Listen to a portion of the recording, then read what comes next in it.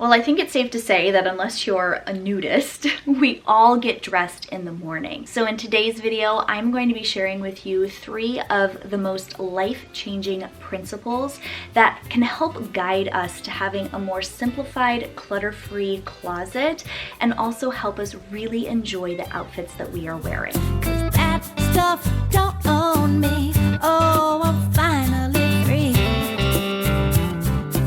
Hey everyone, so glad you stopped by my channel today for this video. If you're new here, my name is Natalie and I love making videos about simple, intentional living and that minimalism doesn't have to be scary. Over the years, I have done a ton of declutter with me videos focused on my closet or my husband's and kids' closets.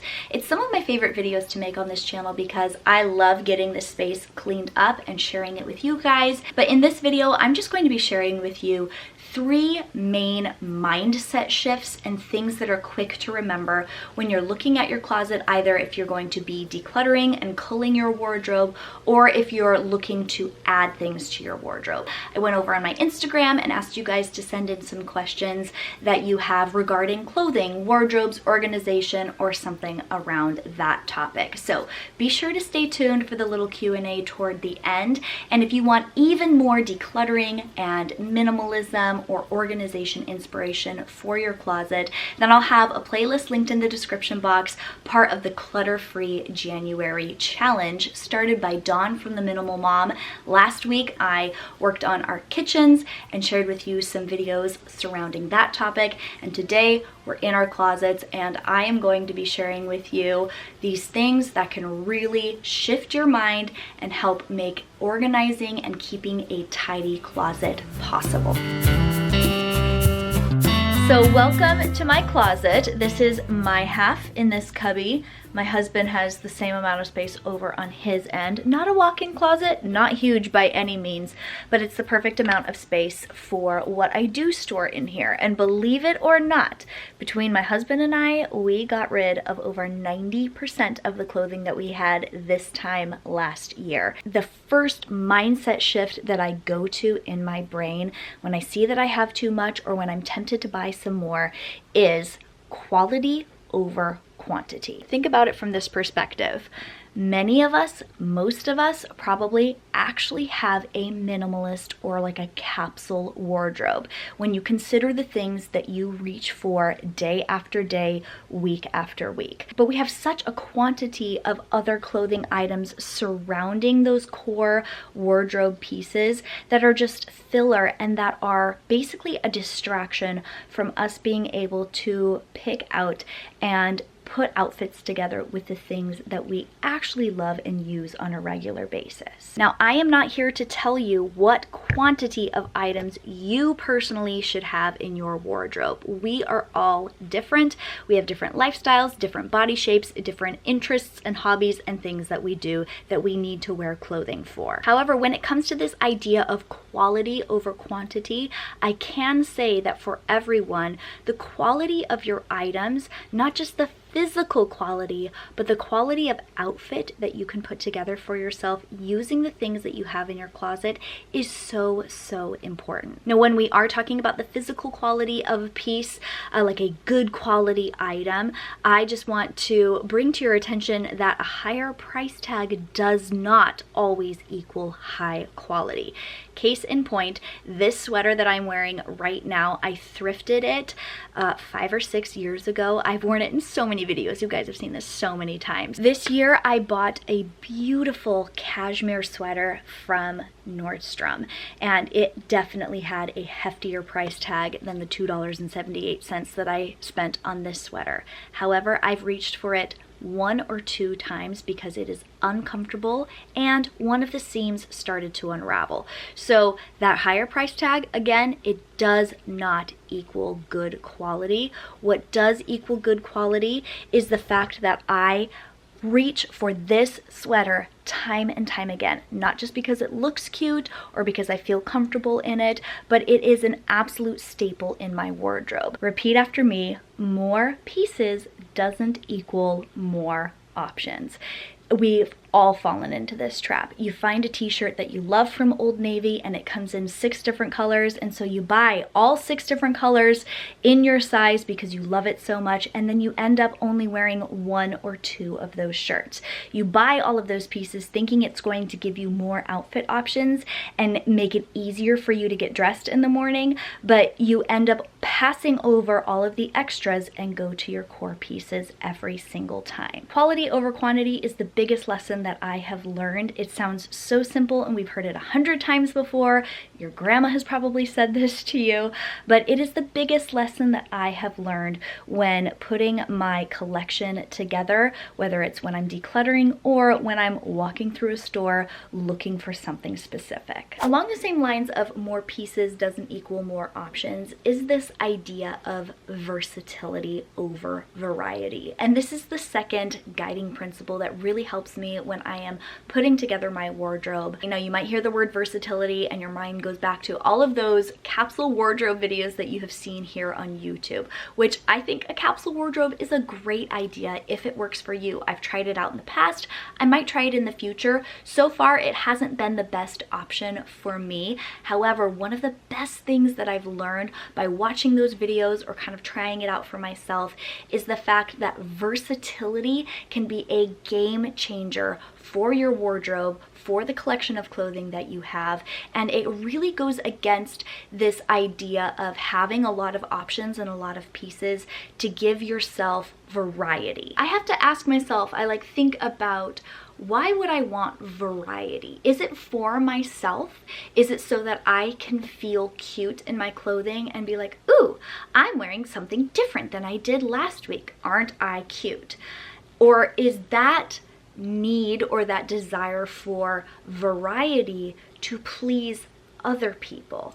I was just recently watching, it was like a Jane Austen movie. I can't remember exactly what it was, but in the movie, the mother and daughters were, maybe it was wives and daughters. Whatever it was, these ladies were talking about how they wouldn't be caught dead at the ball wearing a dress that they wore at the last social gathering or ball or event. And it made me realize how we, to this day, still treat our wardrobe that way, as if when we repeat outfits, people are going to think less of us. And there was a time, I'm gonna admit it, where I didn't want to wear the same shirt in a sit down video on my channel, and so I would cycle through my clothing so quickly, and I would wear a nice blouse for one video and then never touch it again, and it would just pile up in my closet. And instead of having a piece that I would wear over and over again that was versatile, that I could mix and match with other pieces or layer up to look a little different, I was so focused on having each individual piece be different from the other. And that made it so my wardrobe was so hefty. There were so many pieces in it that I wasn't wearing on a regular basis, and I felt like I had nothing to wear. I actually made a video this last fall sharing with you my closet staples and how I mix and match the pieces in my wardrobe. I can literally wear the same shirt and pair of pants, but if I change the cardigan and the sneakers, it's a completely different outfit, but I didn't actually have to buy or have all of that much in my collection in order to make that happen. This video isn't a fashion tips or outfit ideas video, but if you want to see something like that, I will link my, I think it's a week of outfits. I also did it in a recent closet declutter video. I have a few of those on my channel, so they're in that description box for you guys. But when I'm looking at the colors or the pieces, the palette, the textures in my wardrobe, it's all about how many different outfits can I get out of these few pieces. Kind of like that capsule wardrobe mindset without going full on capsule wardrobe. Like I said, we basically all have a minimalist or a capsule wardrobe if we really think about it. But if you're really intentional about it, it can work for you rather than against you. And that, ladies and gentlemen, brings me to the third guiding principle that has helped me so much with my wardrobe, especially when it comes to buying new things for my wardrobe.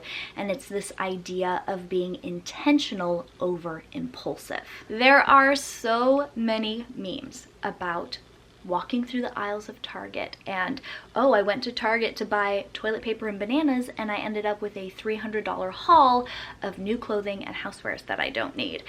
Let's focus on the clothing of that meme. Honestly, before learning this idea of intentionality over impulsivity, I would just walk into any store, even a thrift store, and I would grab anything that caught my eye, that was in my size, and may have fit okay if I was able to try it on. I have completely changed the way I shop.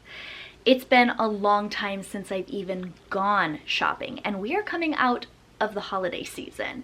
So it is much more effective for me to go through my clothing, do a declutter first, take a look at any gaps that I have, because here's a little secret about minimalists. We still buy stuff. It's not that we never go shopping. It's not that we never add new things to our collection. It's that our mindset around the things that we're shopping for or purchasing is much more intentional than what is conventional. This is what that looks like. I will go through my closet. We just took a trip to the mountains over this last weekend. It was absolutely beautiful. And I was going through my pants here and I wanted to see if I had a pair of pants that I could layer underneath my jeans for when we went and played in the snow with our kids. I took a trip to Target. I bypassed all of the cute graphic tees and the new cozy looking cardigans that they had hanging up, or the cute Valentine's Day stuff that they're starting to push out onto the end caps. And I had laser focus to find myself the pair of fleece-lined, high-waisted leggings that I needed. And I wasn't just another statistic in a meme. I didn't walk out of there with a $300 bill of clothing and housewares. I walked out of there with a bottle of water because I was thirsty and my pair of fleece-lined leggings. While being intentional does help me save money, it saved a ton of money. The idea behind it wasn't necessarily to not spend money. It was to not add too much to my wardrobe. So when it comes to money, you might be in need of some serious pieces. You might need a complete overhaul based on weight fluctuations, pregnancy, a change of career, and you need to outfit yourself with some professional wear, whatever it is. You might have the intention of going in and spending over $300 on some clothing for yourself. But unless that's your actual intention, unless your intention is to spend that amount of money and get these specific pieces, then you might just end up buying way too much stuff and bringing things home that will sit in your closet with the tags on until you go through your closet again and you do a declutter and you vow to yourself that you're never gonna let it get this bad again, and you find a bunch of stuff in your closet that you purchased when you were just impulsively shopping and they've sat there this entire time. It has happened to all of us. But keeping quality over quantity, versatility over variety, and intentionality over impulsivity in mind has helped so much. Not just with the finances, but especially with what is in my collection and how easily I can get dressed in the morning and put outfits together. I'm a mom of 3, I'm a businesswoman, I homeschool, life is busy. And once the world opens back up, it's gonna get even busier. But being able to put an outfit together without even thinking about it, I can literally get dressed in the dark because my clothes pretty much all go together. I grab one pair of pants, a shirt, a cardigan, and we're good to go. Constantly learning new things as I pursue a more minimal lifestyle, a more minimal mindset, and I'm learning right along with you. We're all learning together. There's still a lot for me to learn, but those are the best mindset shifts or guiding principles that I use when I am putting my closet together and organizing it or decluttering or buying new things for it. Now I'm gonna go get my kids from school. It's time to go pick them up, and when I come back, I'm gonna sit down and answer some of these questions for you guys that you left me over on Instagram. I'll give you a little bit more time to send them in so that I can answer as many as possible when I get back. So, see you in a couple minutes. Home again, home again. I'm here on Instagram to see what questions you left me. The kids are in the kitchen right now having a snack. So I'm seeing a lot of questions here asking for links to specific things. My jewelry stand, the drawer dividers and organizers that I have in my drawers that I've shown in other decluttering closet cleanup videos. So I'll just have a list of links in the description box, and hopefully that answers a lot of those questions. Carol Ann 127 says color coding versus not. I don't really color code my wardrobe like when I hang it up. I organize my shirts in my drawers by printed versus plain, and then I organize my hanging clothes by the type of shirt or dress that it is. So I have cardigans hung together, I have button-up shirts hung together, I have dresses, casual dresses hung together, and so on. Mariah French says, is there a set amount of clothes you keep? If you get new clothes, do you throw out the same amount? Good question. I don't know my exact number of clothing, and I don't hold myself to an exact number. That's not really my style of minimalism. The only time that I had counted through each piece was when I was attempting a capsule wardrobe, but I think one of the pitfalls for me was being too focused on the number versus functionality. However, I do try to do the one in, one out sort of concept when I am adding things to my closet. Like I was saying earlier, I do try to be intentional about my purchases. And so if it's obvious that there's just a hole in my collection, like I need a pair of fleece-lined leggings. If I had another pair of fleece-lined leggings that weren't as good as the new pair, then yes, I would do one in, one out with that. But the new fleece-lined leggings that I got weren't replacing anything. It was just filling a gap in my wardrobe. Where do you store things like duffel bags or other travel bags, not suitcases? Let me show you. Okay, so up here at the top of my closet, next to the shoe rack, I have some specialty bins. So I have these travel bags here, which my husband's backpack is up there, and that needs to be put where it goes. He just kind of threw it up there. But these are my travel bags. I have one like weekender duffel bag, overnight bag thing there, and then one of my leather Lily Jade backpacks. And then I also keep my packing cubes or any like smaller travel bags that can like be stored inside of each other in that tote as well. How do you know what to keep during postpartum when weight fluctuates a ton for some? I am someone who, even for almost 4 years postpartum, my weight is still fluctuating. I have chronic health issues, and so I have dealt with extreme weight loss because of being really sick, and then weight gain when I'm in a healthier part of my life. So I've gone up and down, and I did hold on to like a few pairs of jeans that I knew once I wasn't at my low weight because I was really sick. I expected to get better. I was hopeful that I would recover. I knew that I wasn't going to fit into those tiny jeans anymore because I was going to put on healthy weight. So I did hold on to those. I am someone who really tries not to hold on to things just in case, because I feel like that can be a pitfall, a major justification for just holding on to too much stuff. But if you're realistic with yourself as to what you could eventually fit into, whether you're gaining or losing weight, and it just depends on your individual situation, then keeping a couple of things that you can fit into, especially if they're pieces that you once really loved and you know you would love again in the future. I'm all for that if you have the space to keep it. However, this is something that we should keep in mind for any like just in case item, clothing or otherwise. Is this item that I might use in the future worth the space that it takes to save it? And so I have a little spot under my bed for a bin of my off-season clothing, and I have another little spot in a bin for my maternity clothing in case I would get pregnant again. I only held on to 2 or 3 pieces that I really loved that actually were more expensive, and they are good quality, and I really loved wearing them when I was postpartum or pregnant before. And then that's also where I stored a couple of the pants that I knew that I would eventually get back into once my health got better and better. So that's sort of my attitude toward it. Again, it's going to be different for everyone, but that's how I approach that sort of thing. But always being mindful that having a little bin under my bed is not justification to keep a pile of stuff or to stuff that bin to the brim with maybe items or just in case. So my rule is about 2, like under 5 items that I would keep just in case for fluctuating weight or possible another pregnancy. Any tips for parting with expensive items that you don't use? Cashmere sweaters, designer bags.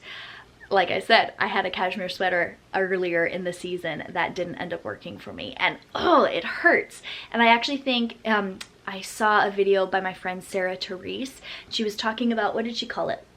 Luxury loss, where basically you spent a lot of money on a luxury item or a really nice piece, and it hurts that it doesn't work, and you hold on to it out of the guilt of spending that much money. But here's the thing, keeping that item in your wardrobe does not give you the money back that you spent. I'll say it again for the people in the back. Keeping the piece in your wardrobe that you spent a lot of money on doesn't put that money back in the bank for you. So having it out of your wardrobe is the same implication financially as having it in your wardrobe. And hopefully as we move on, we will learn those lessons. Sometimes we do have to learn those lessons the hard way, but we will learn those lessons, and in the future, maybe take a step back and really think about it before we spend that much money on something. And like I said earlier, more money or a higher price tag does not necessarily mean it is better quality or it's going to be something that is better for your collection. So just keep that in mind. It doesn't put money back in the bank to keep it in your wardrobe, so part with it, move on. The space that it takes up isn't worth the pressure and the guilt that you feel by seeing it in your closet. Danford Twin Mom says, best on-the-go mom outfits. And I've seen so many other questions saying outfit ideas, outfit inspiration, outfits for moms. So again, I will link my other like outfits of the weeks video that I've done in the description box for you guys to check out. How do you store not often used items like an interview suit or a funeral outfit, or like something that you'd wear to a wedding, I'm assuming? This is where my collection is the most minimal. I have one sport coat for a more professional setting. I have maybe 1 or 2 dresses that I could wear to a wedding, and I have an option like a black dress that I could wear if I'm going to a funeral. That's literally 3 to 5 things total in my entire collection. And like I was saying earlier, people don't care. I've literally worn this same adorable little kind of turquoisey blue dress, crepe dress, for years. I bought it on ThredUp. It was thrifted. I've loved it. It's forgiving, so it's worked at my lightest weight. It's worked at my heaviest weight. It's so versatile, and I don't need the variety. I don't need a lot of options. I have been in so many pictures at my friends' weddings wearing the same dress, and I don't think anyone cares. And if someone does care, that's their issue. It's not mine. I used to care about that sort of thing back in the day. And that doesn't mean that I won't go out and buy a dress that I need if it fills a certain purpose, or if I need something different, or if that dress wears out and I need another option.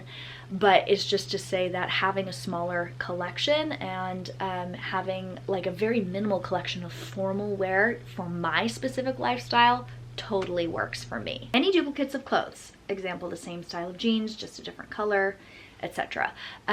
Yeah, so one of the tips that I had in my kitchen declutter video was to eliminate duplicates in your kitchen. But if you find something that works and you want 2 colors of it, go right ahead. But like I said earlier, buying all of the colors of an Old Navy shirt that you love doesn't necessarily give you more options. So I like the high-waisted curvy skinny jeans from American Eagle, and I know that they fit me really well, so I'm gonna get a dark wash and a black. I have 2 long sleeve black shirts, but they serve different purposes. I have 2 camel colored cardigans, but they're completely different from each other. So even though I have the same color or the same style and like duplicates of items, they each have a specific purpose. They fulfill a very intentional spot in my wardrobe collection. And so that's why I choose to keep them. How do you handle clothes that you own that are sentimental? Example from a vacation. So I don't own a lot of this sort of clothing. I don't know that I have a lot of good advice for this, but I have always been the person to, I mean, even when I didn't consider myself a minimalist and I had 90% more clothing in my collection, I said no thank you to the souvenir shops that had, you know, clothing that I could buy. I really never buy clothing from a sentimental standpoint, hardly ever. My most sentimental pieces of clothing, I have an old t-shirt of Weston's that he let me borrow when we were in high school. And then shortly after that, we became boyfriend and girlfriend. It's just really special to me. I keep that in a keepsake box. I don't actually wear it. And then I was in some musicals as a kid. And so I have t-shirts from those musicals that were like signed by the whole cast. They're not a part of my clothing collection. I don't really consider that a part of my clothing collection. It's more in my keepsake collection, which we're gonna get to. In this Clutter-Free January series, there is a week dedicated to storage spaces and sentimental items, which is not really something that I've talked about or even shown on this channel. So I'm really excited to dive into that.